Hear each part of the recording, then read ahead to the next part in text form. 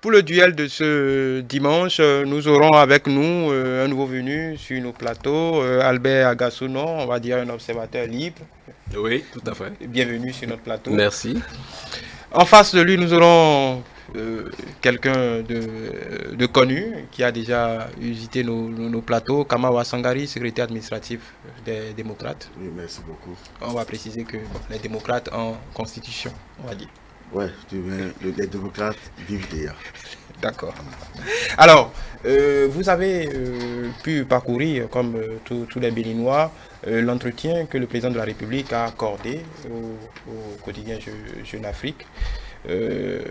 Qu'est-ce que vous en pensez réellement? Il faut dire que le président a été direct, clair, fier du chemin parcouru jusque-là, a invité aussi, par exemple, le président, les anciens présidents Yahi et Soglo à regagner leur rang, a fait un point global et très pragmatique de son bilan jusque-là. Qu'est-ce que vous en avez pensé? Merci, monsieur Noumon. Je crois que le président de la République, Patrice Talon, c'est de son droit de parler de ce qu'il fait du pays quand on le sollicite, quand il en a l'occasion. J'ai parcouru le document. Vous avez dit que ça suscitait des réactions de part et d'autre. Je n'ai pas lu les réactions, mais ce qu'il a dit, il n'y a rien de nouveau dedans. C'est l'homme, fidèle à lui-même, précis dans tout ce qu'il fait, et puis, bon, mais sincère dans ses propos. Quand je saurai quelles sont les réactions qui ont fusé de toutes parts, je pourrais essayer de comprendre pourquoi ça gêne. Parce que j'ai lu le document, le président méthodique dans sa démarche, des réponses précises aux questions précises, sans tabou, sans langue de bois. Mais je crois que des gens pourront toujours avoir à redire, mais moi, je pense qu'il a parlé, on a entendu, et puis bon, c'est bien pour moi. Monsieur Wassangari. Merci beaucoup. Oui. Bon, il faut quand même avouer que le président a bien fait de faire la sortie. Parce qu'au moins au cours de cette sortie, il a pu clairement dire ce que je retiens, il reconnaît qu'il est impopulaire. Il a pris le risque d'être impopulaire. Il assume pleinement. Il assume pleinement. Quand il dit qu'il a pris le risque d'être impopulaire, c'est qu'il reconnaît qu'il est impopulaire. Au moins, il est d'accord avec l'ensemble du peuple béninois. Il est d'accord qu'il est venu pour... Il dit clairement, par ce mot, par exemple, qu'il est venu pour faire un seul mandat. Parce que s'il est impopulaire, je ne vois pas comment les Béninois peuvent lui renouveler leur confiance en 2021. Donc, il reconnaît qu'il est impopulaire. Il reconnaît qu'il ne peut plus revenir en 2021 de fait. Donc, pour ça, je peux le saluer. Mais ce que je peux noter encore, il est temps qu'on puisse cultiver le respect des aînés. Parce que la façon dont il s'est adressé aux anciens chefs d'État, je vais nommer le président Issefodji Domesoglo et le président Yahi Boni, si c'était au village, il aurait subi un autre traitement. Mais en tant qu'institution, il doit pouvoir remuer cette fois la langue avant de sortir certains mots. Vous voyez, le président Issefodji Soglo et le président Soglo ont tout donné au Bénin. Et ce que je ne comprends pas, parce que quand vous prenez l'intervention concernant ces deux chefs d'État, il dit, par exemple, que le président Yahi se croit comme s'il était encore en compétition. Dans quelle partie de notre constitution il est dit qu'un chef de l'État qui fait ces deux mandats doit se retrouver dans une chambre à coucher ou ne doit plus faire des sorties? Nous avons des exemples dans les grandes démocraties. Aujourd'hui, le président Obama fait des sorties, fait la campagne pour Joe Biden et personne ne s'en offusque. Pourquoi au Bénin? Parce que le président Talon est là. Les anciens présidents doivent se cacher. Jamais. Ils ne se cacheront pas. Parce que quand la démocratie est en train d'être violée, ils ont l'obligation, ces anciens chefs d'État que nous avons encore, de sortir pour dire qu'il est temps qu'on s'arrête. Parce que c'est là, depuis 1990, c'est la mission à laquelle le peuple a accordé au président de la République. Merci. J'ai écouté mon ami Wassangari qui pose comme postulat, ayant décrété, ayant reconnu qu'il est impopulaire, ça l'exclut d'être candidat en 2021. Non, c'est pas. C'est-à-dire ce glissement-là de l'impopularité à ne pas être candidat et ne plus avoir droit d'être candidat, je crois que ça ne relève d'aucune bonne logique. Pourquoi? Je suis impopulaire. J'ai pris le risque d'être impopulaire. Il avait déjà dit, je ne suis pas populiste. C'est la même chose.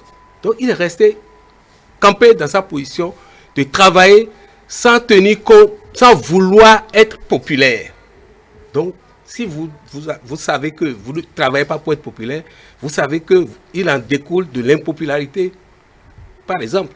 Mais que ayant assumé cette impopularité, ça vous empêche de briguer un nouveau mandat, que la Constitution vous accorde, ce n'est pas censé, je dirais. Et lui n'a pas dit ça. Parce que cette impopularité-là, ça se mesure comment? Je fais des choses, les gens ne sont pas toujours contents, quand bien mais je sais que c'est pour leur bien que je fais, et que, bon, ça parle ici et là, mais moi, je continue le travail. Après, ils vont m'apprécier. Donc, je peux, sachant que je pourrais avoir une certaine impopularité, je me soumets encore au jugement du peuple pour voir si cette impopularité dont on ne peut pas nous donner, qui n'est inscrite sur aucun baromètre, me permettent alors de conclure que vraiment mon impopularité a atteint un tel point que les gens ne veulent plus de moi. Mais moi, je ne vais pas m'abstenir de me présenter. Bon, et attendez, parce que je prends les points que vous avez soulevés. Vous avez parlé des propos à l'endroit des aînés, des anciens présidents. Vous savez, les anciens présidents, c'est des personnes respectables. Ils ont servi ce pays au niveau le plus élevé. Pour qu'ils méritent le respect, pour qu'on leur voue le respect qu'ils méritent, ça nécessite une attitude. Je prends un exemple. En famille, il y a une hiérarchie qui est organisée. Il y a le chef de famille, il y a son adjoint qu'on appelle chez moi Vigan, et puis il y a d'autres postes. Mais si le DA que nous avons, il insulte tout le monde, le DA là, tout ce que les autres font, il a toujours à les contredire. C'est un DA soulard. C'est un DA qui ne se comporte pas bien. Comment on va respecter un DA qui ne prend pas sa place de DA pour donner des conseils, pour calmer les uns et les autres? Un DA qui se manifeste bruyamment sur la place publique. C'est ce comportement-là que nous avons tous observé de la part de nos anciens présidents qui fait que même un citoyen simple peut leur manquer de respect. Mais le poste qu'ils ont occupé les oblige à avoir une certaine attitude qui montre qu'ils ont... Mais combien de personnes parmi les 12 millions que nous sommes peuvent être présidents de la République dans ce pays? Non, c'est des gens pour qui le destin a prévu. Mais quand vous arrivez là, et qu'on dit là, ils ont tout donné au pays. Oui, c'est vrai, si vous devenez président, qu'est-ce que vous allez retenir pour vous? Qu'est-ce que vous n'allez pas donner? Moi, je suis citoyen béninois. Le pays m'a tout donné. Et ce que je fais ce matin, c'est pour retourner au pays ce que je lui dois, parce que ce qui se dit du pays, je ne me retrouve pas dedans. Donc, le respect des aînés suppose le respect de sa place et le respect dû aux autres. Je vais vous donner un exemple. Moi, je suis d'une famille nombreuse. J'ai des petits frères qui ont encore moins de 15 ans. Mais de ma position de fils aîné, je respecte tout le monde. Je sais parler aux plus petits. Parce que si je veux obtenir de lui qu'il se comporte bien, je dois bien me comporter. Bon, donc, moi, de ce point de vue-là, le président Talon, toujours respectueux de ses aînés, ce qu'il a dit dans son interview n'est pas agressif. Il recommande à ses aînés qui sont en train de quitter leur place de le regagner. De regagner leur place pour mériter ce respect-là, juste avant de quitter cette terre. Parce que ce qui se passe, leur comportement ne mérite pas. Il faut préciser que je n'ai jamais, dans mes propos, dit que le président Talon ne peut pas être candidat en 2021. Oui. Mais ce que j'ai dit, oui, il reconnaît qu'il a pris le risque d'être impopulaire. Il a assumé. Et de ce fait, il sait qu'en 2021, il perdra les élections parce qu'il est impopulaire. C'est ce que j'ai dit. Oui, mais il Moi, a déjà allé. Non, le souhait pour nous, c'est qu'il soit candidat pour être battu. Ok. Parce qu'il sera battu parce que lui-même, il sait qu'il va être battu. Parce qu'il est impopulaire. Et c'est ce que tous les Béninois pensent. Donc, c'est ce que j'ai dit. Je n'ai jamais dit au président Qu'il n'a Talon pas le droit de être se candidat. présenter. Au contraire, parce qu'il faut qu'on le batte dans les jeunes pour qu'ils comprennent ce que le peuple béninois ressent des 5 mauvaises gestions qu'ils ont eu à faire au sommet de l'État. Donc, non, mais Non, vous avez parce pris un que exemple dans vos propos. Vous avez pris un exemple dans vos propos, comme si je ne connais pas très bien la réaction, mais j'ai entendu Vigan, qui est disons, l'adjoint. Oui. Et là, le DA qui est là. Mais quand vous allez prendre le DA, qui en a le DA et le Vigan, et les autres membres, Et les autres membres de la famille. Vous avez parlé d'un DA qui est peut-être sous là, si tu dis. Je ne dis pas que non, il y a des gens dont je prends je dis. Oui. Qui ne Un respectent DA qui n'a pas le bon comportement. Vous allez voir, si un DA, malgré tous ceux qui sont sous lui, c'est peut-être avec un seul fils qu'il a des problèmes, ne pensez pas que ce soit ce DA qui n'a pas de bon comportement. Bien entendu, arrivé au niveau de ce fils, il va dire que ce DA n'est pas correct. Mais que pense de l'ensemble des fils? Aujourd'hui, quand vous prenez la cote de popularité du président Yahya Boni, il est à plus de 70% adulé par le peuple béninois. Ah, Ce qui veut dire, vous avez un sondage. Nous avons notre sondage. Ce qui veut dire que si c'est une seule personne qui pense que nos anciens chefs d'État ne sont pas à leur place, il faut qu'ils se réveillent, qu'ils arrivent à entendre ce que le peuple pense de ces anciens présidents. C'est très important. De ce point de vue-là, je vais vous dire quelque chose. Moi, l'une des raisons pour lesquelles j'ai accepté d'être sur ce plateau, c'est pour avoir l'occasion qu'on m'explique la signification de certains mots. Parce que la classe politique béninoise foisonne de vocabulaire, de mots qui sèment la confusion. Il sera candidat, vous le souhaitez, et il sera battu dans les urnes par le peuple. C'est qui le peuple? Ce peuple-là, il est où? Moi, je parle au nom du peuple. Pourquoi? Parce que je fais partie de la majorité de la population qui n'ont pas accès à ce média et qui pensent, comme moi, que le président fait du bon travail. Donc, au moment des élections prochaines, mais nous aussi, nous allons nous manifester en face de ceux qui ont retenu qu'il est impopulaire, il faut le battre. Et nous qui savons que, malgré cette impopularité-là, ce qu'il fait nous oblige même à le soutenir pour un deuxième mandat. Nous aussi, on ira aux urnes, puisque de toutes les façons, les élections présidentielles 2021, elles seront ouvertes, elles seront transparentes, et la compétition sera belle, et on va la faire. C'est bien de vous l'entendre oui, dire. Je vous le dis. Parce que quand vous voyez les actes que le pouvoir pose, ils ont peur de cette compétition. Comme vous voulez dire que les élections sont ouvertes, seront transparentes, j'ai foi alors que quand nous allons aborder le second volet concernant le parrainage, là on va discuter. Parce que c'est des gemmes d'exclusion. Et déjà, voilà encore une autre mot.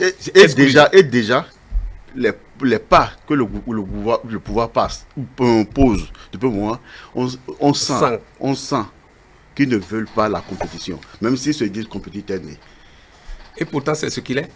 Bon, alors... On est compétiteur nés quand on n'a pas d'adversaire en face. Alors, nous allons clore rapidement ce sujet. Alors, le président de la République a affirmé et réaffirmé dans cette interview sa conviction qu'on est sur le bon chemin. Tout ce qu'il y a eu comme réforme était nécessaire. Il y avait un peu trop de pagaille dans notre démocratie. Il y a des réformes qui sont forcément difficiles. Pourquoi jusque-là, qu'est-ce que vous en pensez très concrètement? Vous voyez, les réformes difficiles. Oui. De la conviction du chef de l'État que malgré tout ce qu'il y a comme, disons, difficulté, nous sommes sur le bon chemin. Vous voyez, curieusement, les réformes que le pouvoir met en œuvre sont des réformes qui n'arrangent que la mouvance présidentielle. Ces réformes, toujours, vous allez voir, c'est l'opposition que ça écarte. J'en veux pour preuve. Quand la charte des partis politiques a été votée, les partis d'opposition ont engagé les projets de mise en conformité et autres. On a trouvé que pour le simple fait de n'avoir pas signé le statut règlement intérieur, que le dossier est rejeté. Mais il a fallu que les dossiers souffrent à la Sénat d'insuffisance, qu'on nous sorte le mot faute mineure, faute majeure. C'est-à-dire, tant que les réformes ne vont pas... bon, on va pas faire le débat de 2019. Non, je vous dis, tout ce que vous allez voir dans tous les domaines, le pouvoir ne perd jamais, c'est toujours l'opposition qui perd. Mais c'est quelle réforme? On ne fait pas les réformes pour le bien-être d'un chef de l'État. Non. On fait des réformes pour que le pays avance, pour que le pays bouge. Encore que les réformes n'ont pas commencé avec l'actuel président de la République. Il ne l'a jamais dit non plus. Non, c'est ça que je réaffirme. Parce qu'on pense que les réformes, c'est pas lui. Beaucoup, ceux qui le soutiennent pensent que quand on dit c'est un gouvernement de réforme, tout chef d'État a eu à faire des réformes.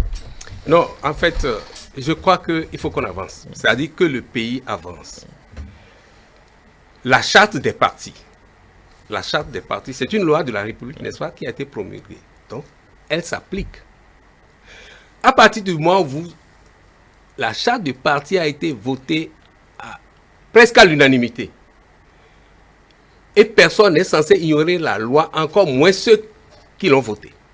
Alors, à partir de ce moment, il s'agit de prendre le temps de se conformer à cette loi, de prendre les dispositions, de comprendre qu'est-ce qu'on doit faire exactement dans chaque cas, création de nouveaux partis, et mise en conformité, et tout ce qu'on a entendu. Mais si on reste les yeux dans le rétroviseur, à parler de ce qui est déjà du passé. Pourquoi c'est du passé?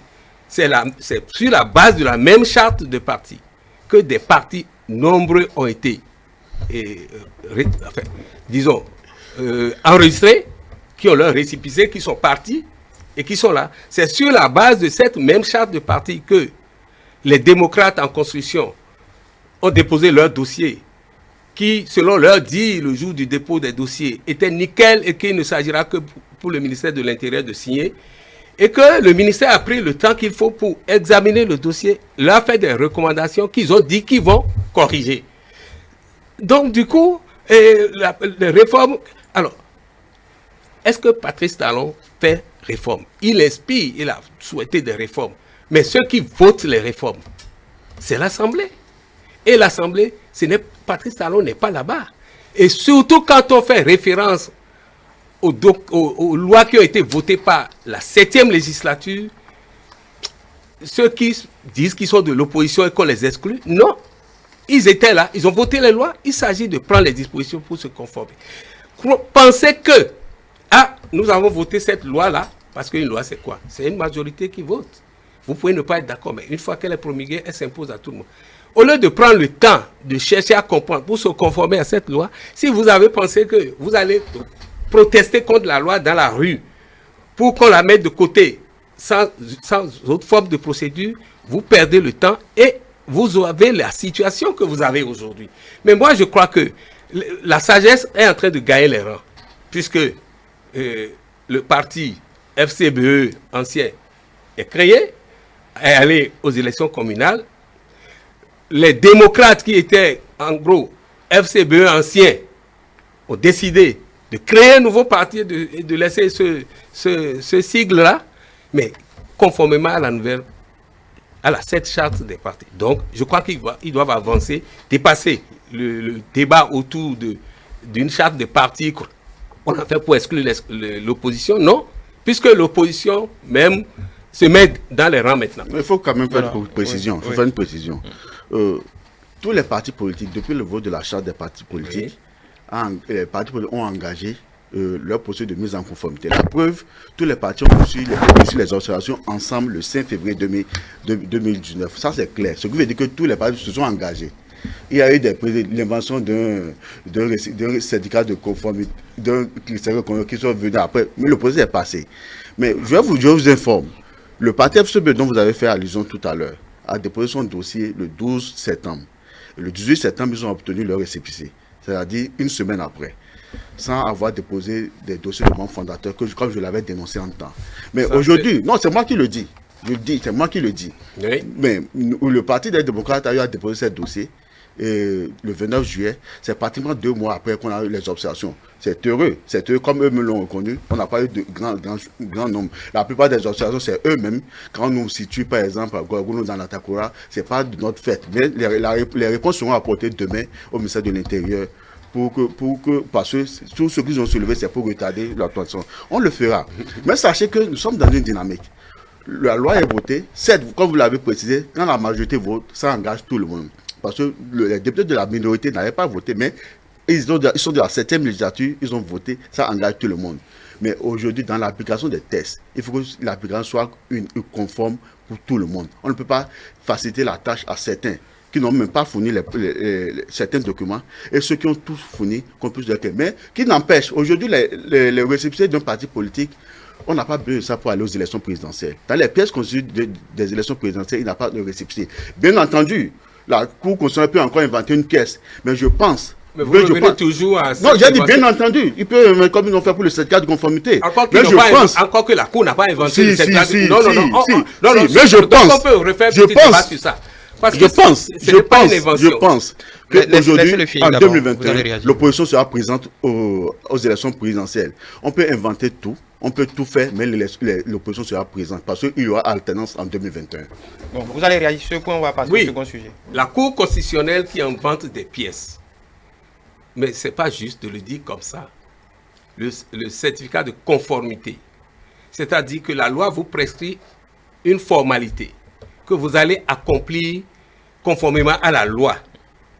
Il vous faut bien trouver, il faut que celui qui va constater votre mise en conformité, vous lui produisez un document. Ça peut être une attestation de conformité, ça peut être n'importe quelle dénomination. Il fallait quand même un document pour dire tel ancien parti s'est mis en conformité par rapport à la nouvelle loi. La loi a subi un contrôle de conformité à la Cour constitutionnelle. En ce moment, on pouvait l'intégrer. Et ça n'a pas été fait. Pourquoi c'est après on revient sur ça?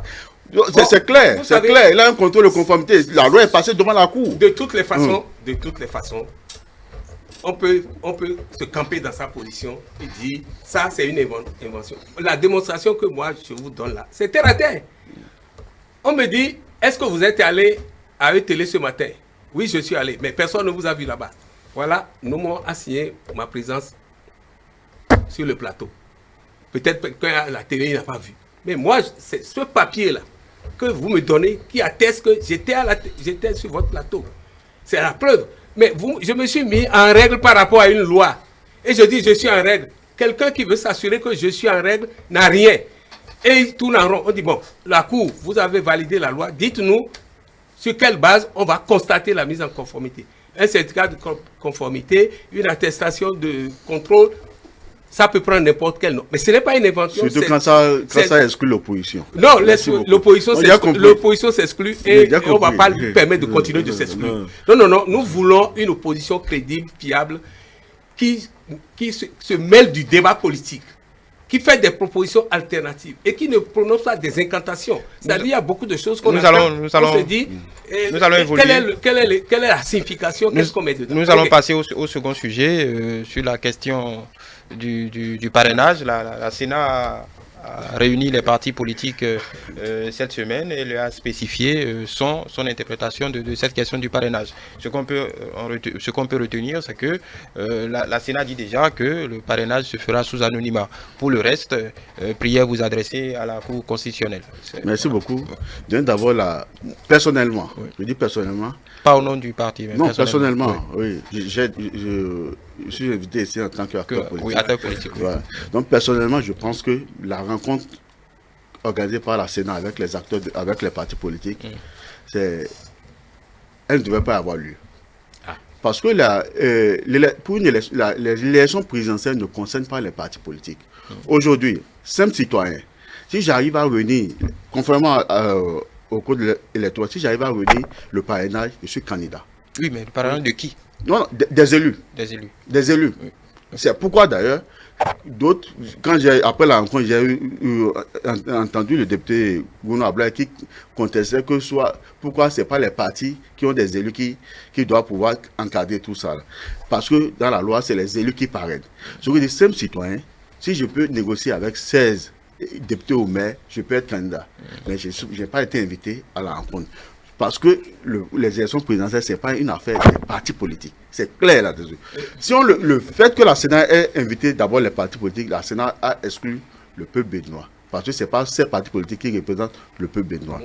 Bon, mais si on arrive, c'est mon interprétation. C'est mon interprétation.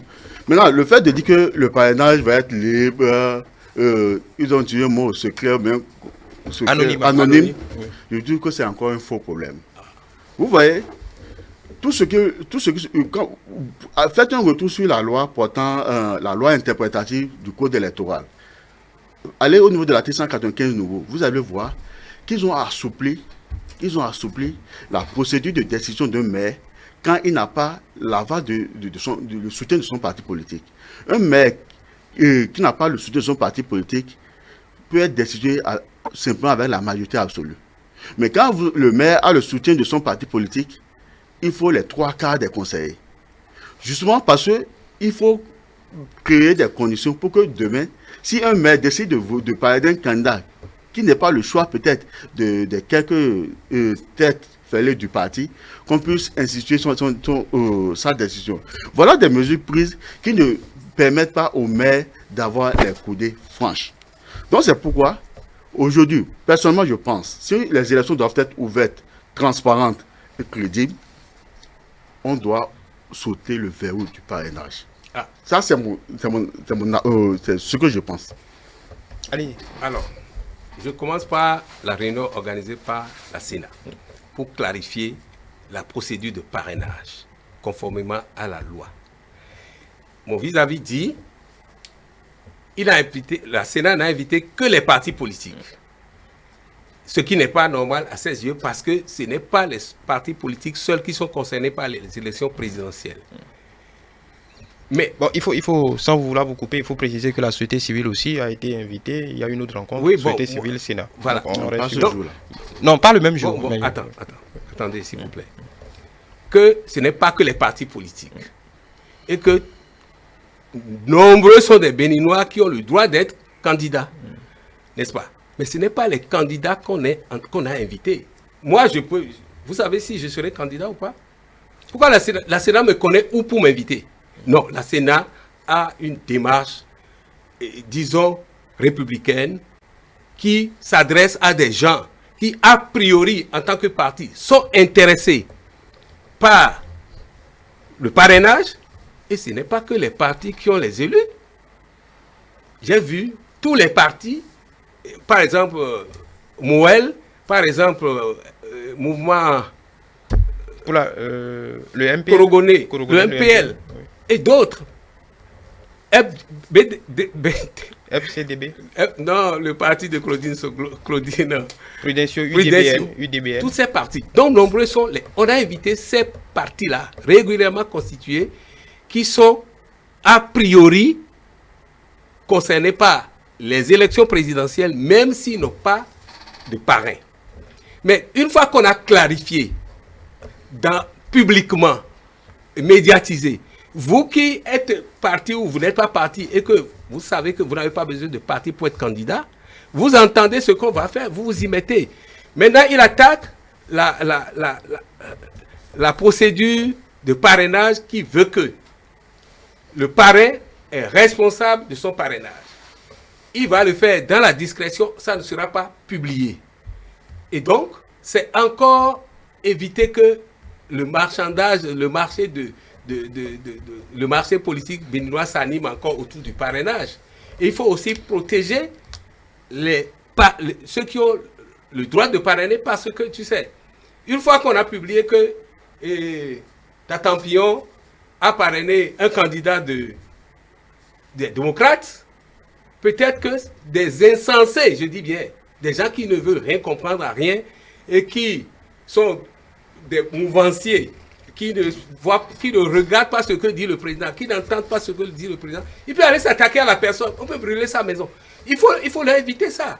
Donc, ce système-là, c'est valable pour tout le monde. Et on dit le parrainage, il faut le supprimer. Non, on ne va pas supprimer le parrainage. On va supprimer le parrainage pour aller où? Parrainage, ce n'est pas un mot béninois. Ce n'est pas un mot béninois. Depuis l'enfance, là, on a été parrainé pour être catholique. On a été parrainé pour se marier. On a été parrainé. Donc, le parrainage n'est pas un mot béninois. Le parrainage en politique n'est pas béninois. Je ne vais pas me mettre à citer les pays. La Côte d'Ivoire à côté, la France est là, ainsi de suite. Donc le parrainage n'est pas béninois. Mais si nous sommes arrivés au parrainage, c'est toujours dans la dynamique de l'assainissement du paysage politique béninois, qui foisonnait de clubs électoraux qui ne sont pas des partis. Donc, j'entends dire, les gens disent, ah non, il faut supprimer le parrainage parce qu'on veut des élections festives. Mais alors, élections festives, avec 10 candidats potentiellement attendus, les élections ne seront pas festives. Qui va exclure quelqu'un qui va vers un parrain, qui va dire, mon parti a refusé? Mais il peut dénoncer. Non, on fera ces élections de 2021, là, des élections festives, c'est-à-dire détendues, républicaines, et puis tout le monde sera dans le mouvement. Mais le supprimer pour que nous ayons 55 candidats, 35 candidats, tout est quanti, non, on ne va pas revenir en arrière chaque fois. Avançons un peu. En fait, vous voyez, c'est là où je pense que vous voulez décider, vous voulez décider pour le plus grand nombre, Et même dans l'intervention du chef de l'État, vous allez voir, vous pensez que c'est le nombre, la diminution du nombre qui montre que nous sommes en démocratie. Parce que là, par exemple, le cas des partis, avant, dans son... L'état de la démocratie dit qu'il y avait 200 partis. Maintenant, on est revenu on a pu réduire le nombre de partis. Ce n'est pas le nombre. Laissez le peuple s'exprimer. Laissez le peuple s'exprimer. Vous n'avez pas besoin de choisir le canal par lequel le peuple va s'exprimer. Aujourd'hui, vous avez parlé de 10 partis. Aujourd'hui, on ne peut avoir que 9 candidats. Parce que l'Assemblée nationale, ils ne sont que 82 aujourd'hui. 9 même là, c'est déjà. Le président Patrice Talon, quand il était candidat, je pense que le Bénin avait 34 candidats. Et ça apporte quoi au Bénin? Mais pourtant, il a été élu. Si c'est lui qui devait être élu, il va être élu. Quand vous parlez de parrainage, nous avons une Assemblée nationale à 100% soutien au chef de l'État. Dans ces conditions, quel parrainage juste vous voulez? Si les élections avaient été ouvertes à tous et que l'opposition était présente et le jeu de la compétition avait été fait, le point n'allait pas se poser. Mais aujourd'hui, vous ne pouvez pas seul, en tant que candidat en liste, avoir la totalité des députés à l'Assemblée nationale.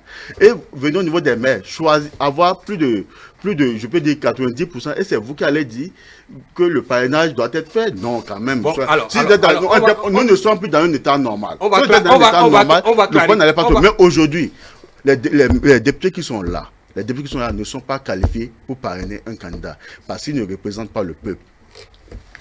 Bon, très bien. Alors, moi, vous m'obligez à revenir sur la situation qui a conduit à ce qu'on ait une assemblée avec 2 partis, qu'on soit allé aux élections communales avec beaucoup de prétendants, mais que 3 partis aient des élus communaux aujourd'hui. Oui, on ne va pas revenir.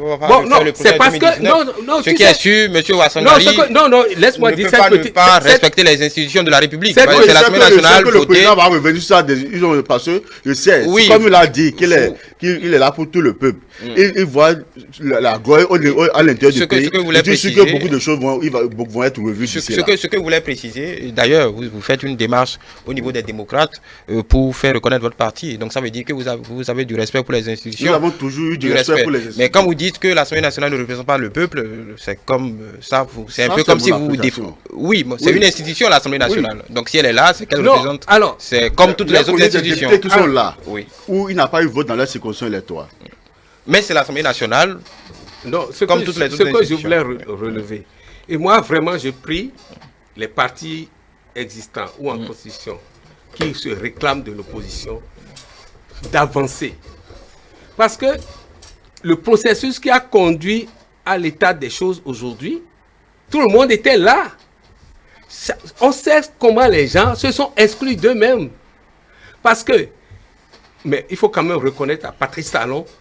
Au président Patrice Talon. Oui, non, de toute façon, moi, avant de dire comme ça, je me suis renseigné.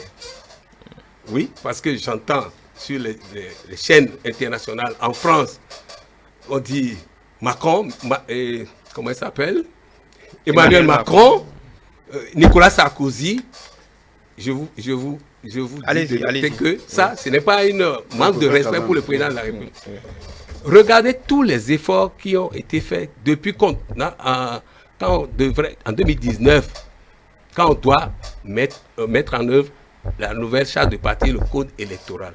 Regardez comment le président s'est soucié de la nécessité qu'il y ait plus de partis que 2 quand on est arrivé à ce stade. Mais qu'est-ce qui s'est passé? Vous vous souvenez qu'il a dit, bon, maintenant, vous avez voté la loi. Moi, je ne suis pas à l'aise quand il n'y a que 2 partis qui, de plus, se relèvent, appartiennent à la mouvance. Assemblée, président de l'Assemblée, retournez là-bas, modifiez la loi comme vous voulez, moi, je vais l'appliquer. Quand ils sont partis là-bas, qu'est-ce qui s'est passé? Ils ont fait une commission de 5 personnes, si j'ai bonne mémoire, 2 de l'opposition, 2 de la mouvance, le président de l'Assemblée devra coordonner. Ils ont modifié les lois, ils ont proposé, ils ont arrêté les lois qu'on doit modifier jusqu'à la Constitution. Ils ont signé chacun. Mais pourquoi ceux-là, cette équipe-là, ce groupe-là, il y en a qui sont sortis de l'Assemblée, qui ne votent pas les lois, pour aller voir des gens qui leur disent ne votez pas, nous on n'est pas d'accord. Il y en a même un qui s'est dédié en disant qu'il ne reconnaît plus sa signature. Mais quand vous avez fait tout ça, comment on va faire? Vous êtes assemblée, modifiez les lois, le président de la République, il peut ne pas promulguer, il peut demander plusieurs lectures, mais vous avez le droit, le pouvoir de modifier les lois. Pourquoi vous avez refusé de modifier ces lois-là? Pour qu'on se cantonne à la loi telle qu'elle existait au départ, pour aller aux élections. Mais vous accusez tout le monde d'être de connivence avec le gouvernement. Le président Talon a dit, je vais même autoriser que les gens travaillent de nuit pour examiner vos dossiers, pour que vous puissiez participer aux élections. Quand Edouard fait tout ça et qu'on l'accuse de tous les crimes du monde, mais il n'a qu'à se coucher chez lui, puis de toute façon sa conscience sera tranquille. Et le peuple le regarde, parce que ce peuple dont on parle là, il y a 2 partis, il y a ceux qui croient à la rupture et ceux qui ne croient pas. Et pourtant, c'est la même loi qui a permis d'aller aux élections communales et qui a permis à l'élection fiscale, par exemple, de distribuer les quitus fiscaux comme de petits pains sans pouvoir exiger le paiement de tout. Encore que les gens avaient payé et ils n'ont pas reçu. C'est encore ce même code électoral qui a permis au COSEPI de faciliter les transferts de centres de vote. Et pourtant, on avait exigé hier la révision de notre constitution avant de pouvoir le faire. Qu'est-ce qui a changé en temps? Pourquoi ce que hier on n'a pas pu faire, on accepte parce que c'est les élections communales? C'est voilà tout le stratagème mis en place pour écarter l'opposition. En fait, moi je crois que je ne vais pas vous répondre sur toutes les accusations, tous les jeux que vous... Non, c'est des faits. Non, c'est des faits. On constate. Hier, pour les élections législatives, on a tout bloqué. On a dit qu'il fallait réviser la constitution avant de pouvoir vous donner. Et après, pour les élections communales, au moment où on a voulu qu'on puisse aller, on a quand même facilité. C'est clair. C'est des faits. On n'invente pas. C'est des faits. Vous savez, une loi que la représentation nationale a votée, on la met en application. Vous avez déjà connu ça, que les lois se modifient, on les adapte en fonction des difficultés qu'on a à les mettre en œuvre. Lorsque il n'y avait que finalement 2 partis qui sont allés aux législatives, on sait tout ce qui s'est passé, bon, récépissé, on n'a pas eu, on dit maintenant, il y a plusieurs partis qui sont régulièrement, qui vont aux élections communales. Quelle facilité on peut leur accorder sans modifier la loi, sans violer la loi? Cette facilité qu'on leur a accordée, ce n'est pas, vous n'allez pas payer vos impôts. Pour ce que je sais, on vous donne le récépissé parce que vous voulez être candidat, mais l'ardoise qui est là, vous venez et effacer. Donc moi, je crois que quand on fait des efforts pour faciliter les choses pendant que les gens pleurnichent, les gens se réchignent, mais il faut encore reconnaître que c'est la volonté d'avancer, faire avancer le pays qui est là. Maintenant, moi, je vais mettre en disant, M. Ouassangari, les démocrates vont naître bientôt avec leur récépissé. Ce que tout le monde souhaite. Ça, c'est sûr. Ce que le monde souhaite. Alors, l'effort que vous allez faire, c'est rentrer dans le moule. C'est-à-dire, les lois sont là, les institutions sont là, et mettre en œuvre les lois. Ouvrez les yeux. Vous avez votre récépissé. Ouvrez les yeux pour voir. Parrainage, nous, on est partis. Nous voulons aller aux élections. Faites tout pour avoir vos parrains. Ne pensez pas que Patrice Talon a fermé les parrains à la présidence. Ne croyez pas qu'il va donner des instructions au chef de parti pour qu'on Ne le parlez délivre. pas au nom de monsieur du président. Non, je parle en son Parlez nom pas parce au que nom quand du même, président. il a fait preuve de sa bonne volonté Ne parlez tout au pas long de de nous. ces 4 Encore que nous années. n'avons pas besoin d'attendre le récépissé pour engager les démarches que nous devons faire. La preuve, nous sommes déjà allés à la Cour suprême, chez le médiateur et beaucoup d'institutions. Moi, je salue Le parti est déjà né, on attend que notre acte de naissance. Donc, nous, on avance. On anime la vie En politique. tout cas, faites tout pour avoir les parrains parce qu'il faut qu'il y ait au moins 10 candidats ou 9. 2021 est encore loin. Beaucoup de choses peuvent se passer. En tout cas, nous ne sommes pas durs puisque tu sais, ici, là. Nous allons rapidement faire une. Demain, là.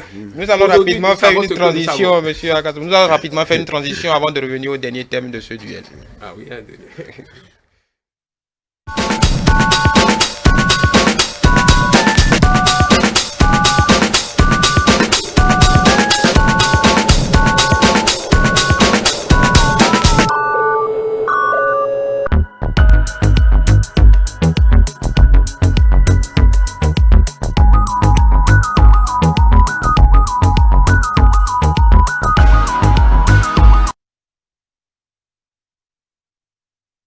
Retrouvez vos programmes préférés sur nos canaux digitaux, notre chaîne YouTube ETélé Bénin, notre page Facebook ETélé Life, notre site internet www.etelebene.com, notre page Twitter ETélé Life. Téléchargez également sur Play Store et App Store notre application ETélé Bénin pour suivre nos programmes en direct. ETélé Bénin, c'est aussi le numérique pour être plus proche de vous.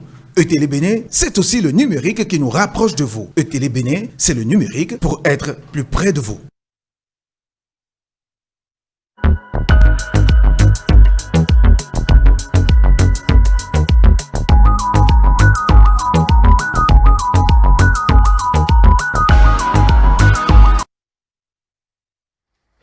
Toujours sur le plateau du duel avec nos deux invités, nous allons aborder rapidement la dernière séquence de ce duel sur le dernier thème. Le ministre de la Santé a annoncé lors du dernier Conseil des ministres une économie de près de 10 milliards de francs CFA sur l'épineuse question des évacuations sanitaires.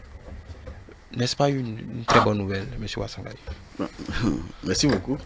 Vous savez, quand j'étais jeune, quand on voulait faire peur, on voulait nous faire peur, j'ai un nom qui me disait le vampire arrive. Je ne le comprenais pas. Après, j'ai demandé, on m'a dit que c'est un fantôme qui sort la nuit et qui suce le sang des vivants. Et j'ai un autre oncle qui dit, qui utilisait les mêmes thèmes. Vampire, il dit c'est quoi? Et quand il s'adresse à des gens, il dit vampire, il dit c'est les personnes qui sont avides d'argent. Avides d'argent, qui les traitent de vampires. Je me dis, la vie humaine, on n'a pas besoin de faire des économies sur la vie humaine. On ne peut pas avoir empêché des Béninois malades d'aller se faire soigner à l'extérieur. Et qui, beaucoup sont morts à l'intérieur du pays et qu'on vient dire qu'on a fait des économies. La santé n'a pas de prix. La vie humaine n'a pas de prix. La vie du Béninois n'a pas de prix. Je serais très heureux qu'on me dise que comparativement à ce qui se faisait, on a pu évacuer tel nombre, plus que le double de ce qui se faisait, et que la vie des Béninois a été sauvée. Si c'était ça, je serais le premier à venir dans un plateau pour applaudir le gouvernement. Mais me dire qu'on a pu faire des économies sur la vie du Béninois, je me dis, il ne nous reste qu'à pleurer. Merci, Monsieur Ouassangari, pour votre analyse. On a fait 10 milliards d'économies sur les évacuations sanitaires. Vous avez entendu le chiffre. Quelles sont les actions, les actes qui ont été posés pour arriver à cette économie de 10 milliards? On est parti d'où pour arriver là? Mais l'histoire des évacuations sanitaires au Bénin, ça ne vous a pas échappé que le président s'est personnellement préoccupé de la situation des évacuations sanitaires. Parce qu'il a constaté que ceux qu'on évacuait, ce n'est pas le paysan de Zobodomé. Ce n'est pas un Quidam béninois dont la santé est chère à tout le pays. Ceux qui bénéficiaient de ces évacuations sanitaires par le passé, c'est les privilégiés, c'est les parents des ministres, c'est les parents du président, c'est ceux qui ont les bras longs. Le président, en arrivant à observer, dit non, ça ne peut pas continuer comme ça. Dans le cadre général de la rationalisation des dépenses de l'État, de l'assainissement des finances publiques, on regarde partout, on a vu que le gâchis qui se fait là, et même on a constaté, j'ai pas retenu les chiffres, que des sous de l'argent du Bénin a été stocké dans les hôpitaux, dans les pays où on évacue les gens, qui ne devraient plus servir à rien. Les gens sont allés, ils sont revenus, les réserves sont toujours là-bas. Et vous interrogerez les gens du ministère des Finances, et ces sommes-là ont été rapatriées. Donc, ce qui se fait aujourd'hui en matière d'évacuation sanitaire, c'est les cas pour lesquels on ne peut pas ne pas les évacuer. Et l'État prend en charge si c'est lui qui doit prendre en charge. Mais on ne va pas amener tous les malades pour dire, toi, on ne va pas t'évacuer, on évacue certaines personnes. La santé aussi, c'est une affaire personnelle. Et le président n'est pas resté à faire des économies sur les évacuations sanitaires. Il travaille à ce qu'il n'est même plus évacuation sanitaire. Vous avez vu l'hôpital international, de classe internationale qui est en construction, dont le démarrage des travaux a commencé à Calavi. C'est dans la même logique pour que nos parents, les malades, qu'ils soient riches ou pauvres, ils puissent être soignés sur le sol béninois. Parce que les frais d'évacuation sanitaire, ce n'est pas que les frais de médicaments, il y a les frais de séjour et toutes sortes de dépenses. Donc, ce président, il est dans la logique de faire des économies au Bénin pour couvrir, pour satisfaire les autres besoins vitaux. Il a fait dans plusieurs secteurs, par exemple, les voyages officiels. Ça a été fait, personne n'a dit qu'il a mal fait. Alors, donc quand il fait ça et qu'il dit, bon voilà, sur ce pan-là, avec l'effort qu'on a fait, on a rationalisé, mais qui est mort parce qu'on ne l'a pas évacué. Et quand quelqu'un est mort, soit, on peut dire quelqu'un est resté tel endroit, il est mort, on ne l'a pas évacué. Évacuation, on ne se lève pas pour dire, bon, je viens évacuer moi, non. Il y a une procédure. Apprenons à respecter les procédures. Et quand on dit, parce que ça, on a fait économie sur la vie des Béninois, non, ce n'est pas économie sur les malades, c'est économie parce que le gaspillage a été arrêté. Et oui, pourtant, monsieur Wassangari, on parlait de gabégie, on a des sommes effarantes en termes de transport. Le ministère n'a jamais dit qu'ils ont fait économie sur la vie des Béninois, mais un assainissement qui permet de rediriger l'argent ailleurs, par exemple pour l'hôpital de référence. Et pourtant, on a vu des Béninois ici qui malades, qui périodiquement allaient être soignés et qui revenaient, dont on a refusé l'évacuation et ils sont morts. Et pourtant, comme vous l'avez dit, que ce n'était pas le président de Zobodomé, ce n'était pas qu'on évacue, c'est les parents des hommes. Je serais heureux qu'on me dise qu'on a pu évacuer le président de Zobodomé. Je serais content qu'on me dise qu'on a pu évacuer le meunier qui est à Tchoumi, parce que à ce niveau-là, on saura que le président s'est rapproché de la population, même de la couche la plus risquée. Mais on n'a pas fait ça. On n'a pas fait ça. Au contraire, on a réduit, on a empêché. J'ai suivi plusieurs cris de cœur de Meda Koudébi, qui est une ONG qui accompagne les forces de l'ordre, où il lançait la sonnette d'alarme pour dire il y a des policiers qui ont besoin d'évacuation, mais qui n'ont pas pu bénéficier et qui sont morts sur le territoire béninois. Je dis, si on me dit que le gouvernement a été prompt, ils ont évacué, même si on me disait que au lieu de faire des bénéfices, que ça augmenté, j'aurais applaudi. C'est des économies. J'allais applaudir. Mais aujourd'hui, vous ne pouvez pas me dire, je ne peux pas vous dire que ceux qui bénéficient, les quelques rares personnes qui bénéficient ne sont pas des proches du chef d'État. Encore que le chef d'État l'a dit au cours d'une rencontre avec les chrétiens ou bien les confessions religieuses, que lui-là avait la possibilité de faire évacuer, qu'il a la possibilité de faire évacuer des parents et amis. Par ses propres moyens. Non, il n'a pas précisé par ses propres moyens. Il n'a pas précisé. Donc, ce qui veut dire, rien ne nous prouve aujourd'hui que ceux qui partent ne sont pas les proches du chef d'État. Mais aujourd'hui, je souhaiterais que le ministre me dise qu'on a pu toucher les populations les plus vulnérables et qui sont atteints de certaines maladies qu'on a pu les évacuer. Mais qu'on ne vienne pas me parler d'économie sur ce qui concerne la santé du Béninois. Je dis non, et non. Parce que le Bénin, au sommet, n'a pas un état vampire, comme je l'avais précisé. Je crois que c'est des hommes et des humains qui sont là. On ne doit pas faire des économies sur la santé humaine. Donc, on va... Non. C'est-à-dire que moi, j'ai envie que la classe politique béninoise qui débat des sujets, qui soit factuel. Il dit, rien ne dit que ce ne sont pas les proches du chef de l'État. Non. il y a un doute là. C'est qui on a évacué. Preuve à l'appui. Parce que moi, j'accuse le gouvernement de faire économie sur la vie des Béninois. Et les paysans de ci et ça meurent. Mais voilà tel qui est évacué. D'ailleurs, il ne souffre de rien du tout. C'est parce que quand on retrace la lignée, on retrouve que il a forcément quelque chose de spécifique avec le président.